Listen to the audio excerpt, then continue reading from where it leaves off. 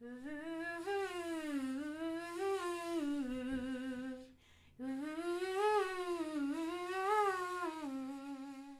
first real instrument that I learned to use was my voice.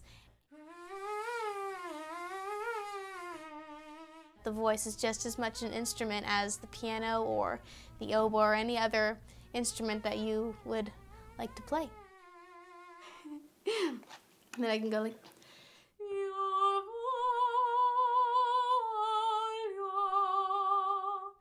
it's fascinating to me to learn how to control your vocal cords. It's a very interesting thing to make music that only comes from you.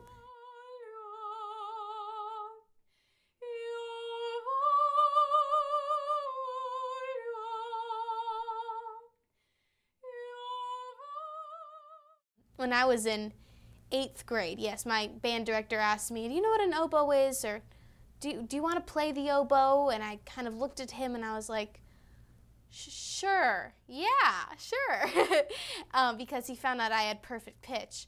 And so you can be like, B flat, and stuff. How does that happen?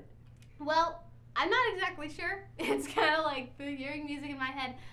That also helps with writing music because then I know, okay, well what I'm hearing right now is this note, so I don't have to like go through and find it. So yeah, so I can just hear the note in my head, and that's something I kind of taught myself when I was in middle school. Around then I realized that I could tell like if some song sounded really off on the radio, then I could notice, okay, well no, I think it's in this key, and I would sing it and it would be right. And from that I like developed perfect pitch.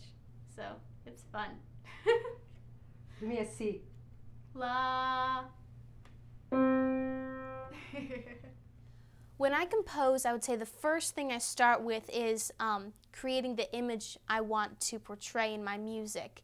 If I want it to be about mountains, then I have this image of mountains in my mind as I create it, and I think of driving through West Virginia or different images that create all the sensation of mountains in me. Or if I'm thinking about the ocean or various things, I think of that image and I want to make it sound like it. In a piece I wrote called Umbrellas, I wanted the beginning to sound like rain.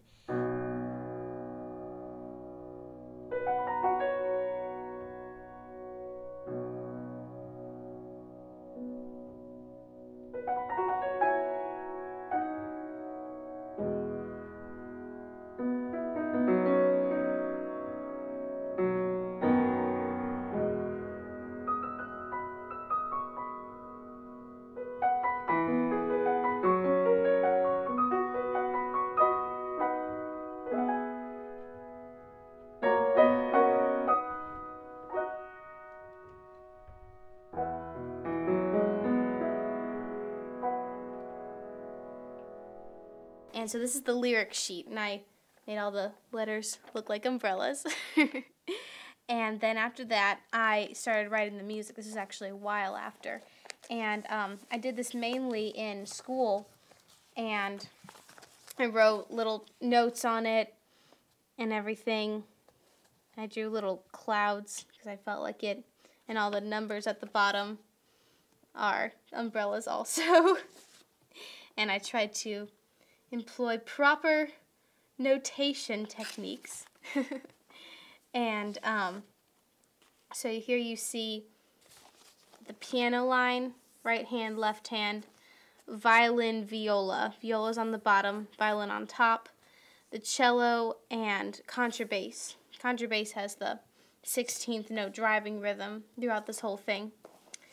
So this is how it goes. It's like, this isn't a song to make everything better, 'cause we know umbrellas don't chase away the stormy weather. I know it's almost too hard to hold your head up right now, but the rain hasn't won, you will overcome somehow.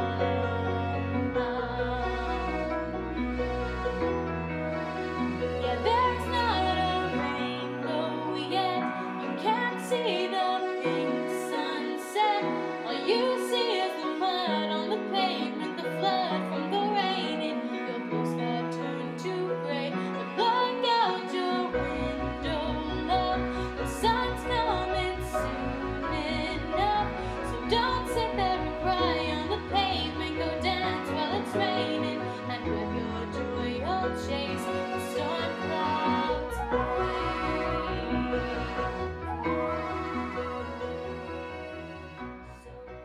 would say that music means a lot to me.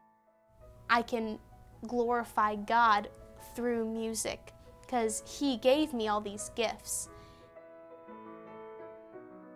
I think people connect with God in very different ways, and I know that one of my main ways to connect with Him is through music. He inspires me with the music that I write. I know when I've composed something for Him and through His work in me. It's just such an honor to be blessed with it, and I feel like if I'm blessed with it, why wouldn't I share it with everybody else? Until I leave this earth, I want to be someone that people can look to, not as a great composer or a great singer or a great piano player, but someone that God has used to impact the world through music.